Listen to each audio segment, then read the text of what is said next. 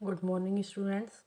In last video, I taught you about story writing, and today's session I shall teach you paragraph writing, chapter number 27.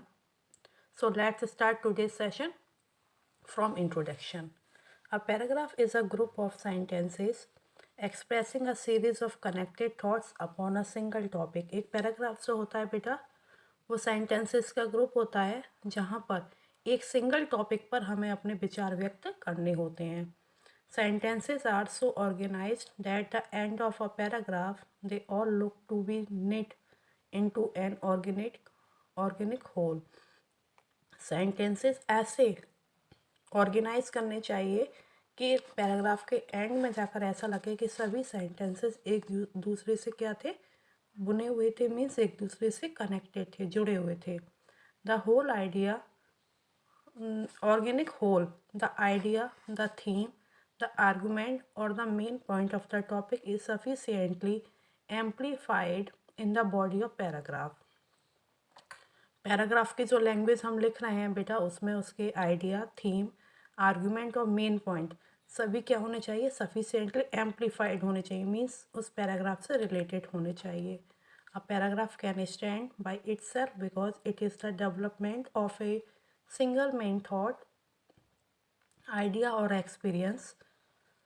एक paragraph जो होता है वो अपने आप में ही अपने मीनिंग को व्यक्त कर देता है, बिकॉज क्योंकि ये डेवलप होता रहता है एक मेन थॉट से, आइडिया से और एक्सपीरियंस से. मीन्स एक जो पैराग्राफ राइटिंग हम लिखते हैं, एक किसी भी टॉपिक पर हम जब पैराग्राफ लिखते हैं तो उसके सारे सेंटेंसेस जो होते हैं वो एक दूसरे से रिलेटेड होते हैं और लास्ट में जाकर हम उसका क्या निकालते हैं, कंक्लूजन निकालते हैं. Now step number 2, B number, essential feature of a good paragraph. एक अच्छा पैराग्राफ लिखने के लिए क्या क्या फीचर्स का होना या जानना बहुत ज़रूरी है. So let's see, following are some of the essential features of good paragraph. Number 1, unity. All the sentences in the paragraph must bring out only one main fact, thought or idea. Unity means बेटा क्या होता है, संगठित. Means जो sentences हम paragraph में लिख रहे हैं वो सारे सेंटेंसेस क्या होने चाहिए, उनमें एक ही फैक्ट, थॉट और आइडिया, मतलब एक टॉपिक से रिलेटेड उसमें सारे थॉट्स, फैक्ट और आइडियाज़ होने चाहिए. फैक्ट ऐसे कथन जो सत्य हों, थॉट विचार और आइडिया हमारे, थॉट और आइडिया हमारे क्या होते हैं, विचार होते हैं. Coherence, example or events which have no bearing in on the topic must be avoided. Means बेटा यहाँ पर क्या है कि जो एग्जाम्पल या इवेंट्स जो हम पैराग्राफ में लिख रहे हैं, have no bearing on the topic must be avoided. जो हमारे पैराग्राफ से रिलेटेड नहीं है, हमारे पैराग्राफ में उनका कोई यूज नहीं है, उससे उसके अकॉर्डिंग नहीं है, तो उनसे हमें बचना चाहिए. मीन्स फॉर एग्जाम्पल बेटा, जैसे कि हम किसका कोई एक टॉपिक ले लेते हैं, फॉर एग्जांपल कि हम साइंस का कोई पैराग्राफ लिख रहे हैं, टॉपिक हमारा साइंस है और साइंस से रिलेटेड ना लिखकर हम क्या उसमें लिख रहे हैं, हम किसी अदर सब्जेक्ट से उसमें रिलेटेड सेंटेंसेस को लिख रहे हैं, तो वो पैराग्राफ क्या नहीं है, वहाँ पर कोहेरेंस नहीं है. मी फॉर एग्जांपल जैसे कि आपने एक टॉपिक लिया, the scene outside the examination hall.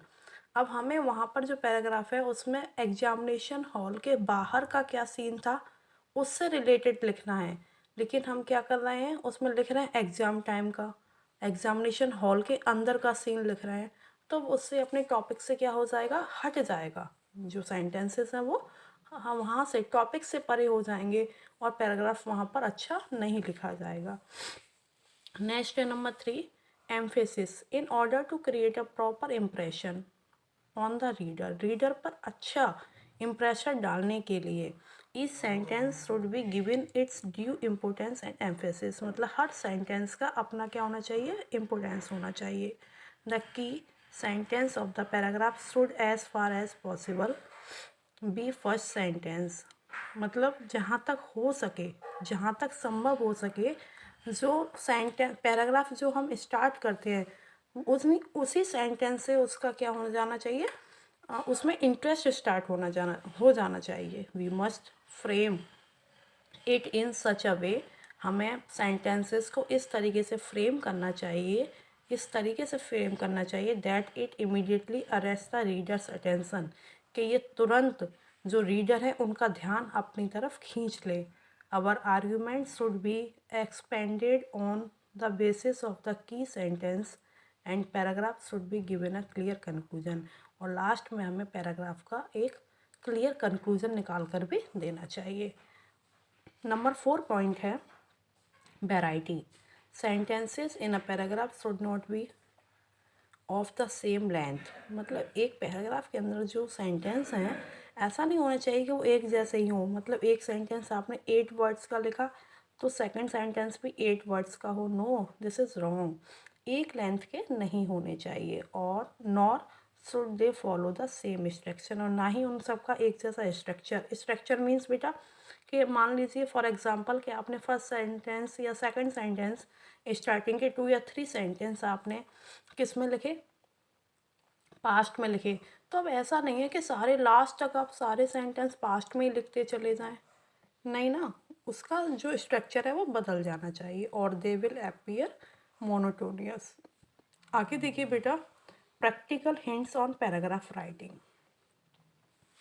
Number C है develop some time to think over and grasp the exact meaning, significance and implication of the given topic. Means क्या है कि जो टॉपिक दिया गया है जिस पर आपको पैराग्राफ लिखना है उसके बारे में कुछ समय हमें सोचना चाहिए, उस टॉपिक के बारे में सोचना चाहिए कि उसमें क्या आइडियाज़ हम डाल सकते हैं।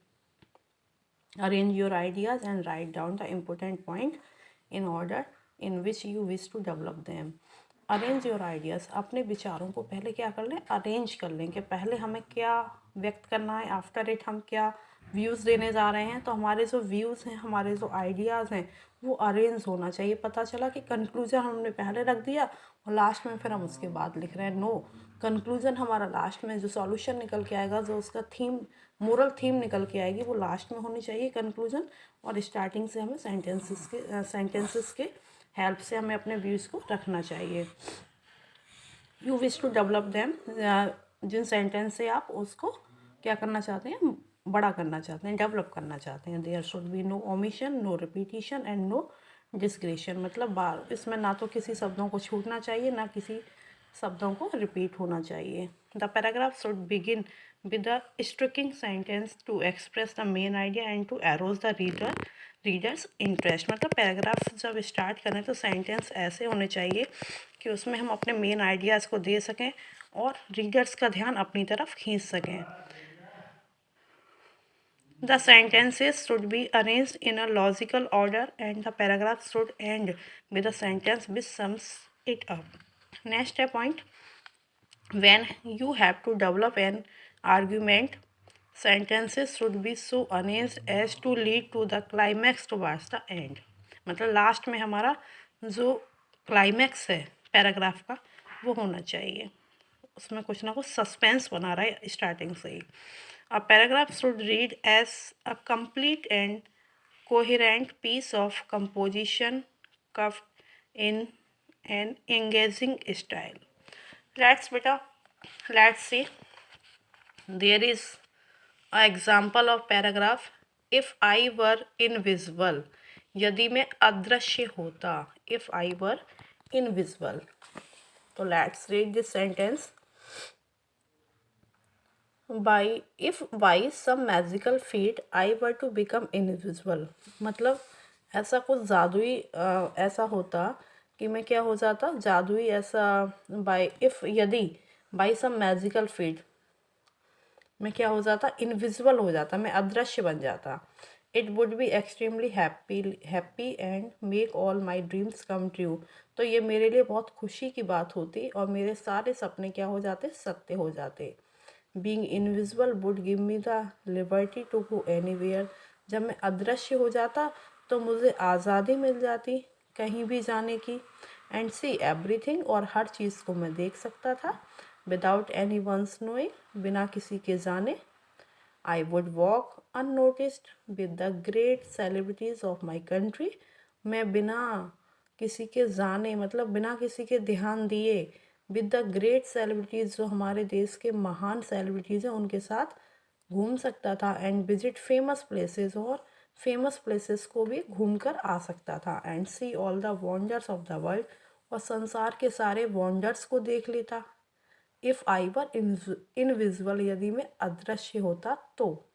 It would not cost me even a cent to travel across the world, और संसार को घूमने के लिए मुझे कुछ भी पे नहीं करना पड़ता, मीन्स मेरा पैसा खर्च नहीं होता। जब मैं दिखाई, अब भाई जब हम दिखाई देते हैं तभी तो हमारा टिकट लगता है, तभी तो हमारा किराया लगता है। जब वो दिखाई ही नहीं देगा पर्सन, तो यात्रा करने में उसका पैसा ही नहीं खर्च होगा। But my real desire is to use this real ability to serve my nation.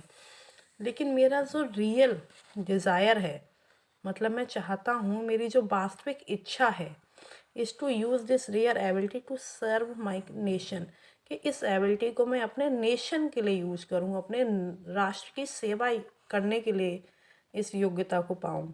I would strike the enemies of the nation, मैं क्या करता, अपने नेशन के जो एनिमीज़ हैं उन पर स्ट्राइक करता। A position of definite advantage over them, जिससे मैं अपने नेशन के लिए कुछ ना कुछ डेफिनेट रूप से क्या करता, एडवांटेज देता, मतलब लाभ वाले काम करता। I would sneak into the enemy campus, मैं क्या कर जाता, with time bombs and destroy there arms dumps, मैं अपने एनिमी के कैंपस में एंट्री कर जाता चुपचाप से और वहाँ टाइम बम रख देता, और उनके आर्म्स डम्प्स जो थे उन सबको क्या कर देता, नष्ट कर देता। टाइम बम रख देता, बम फटता, सारा वहाँ पर नष्ट हो जाता, डिस्ट्रॉय हो जाता।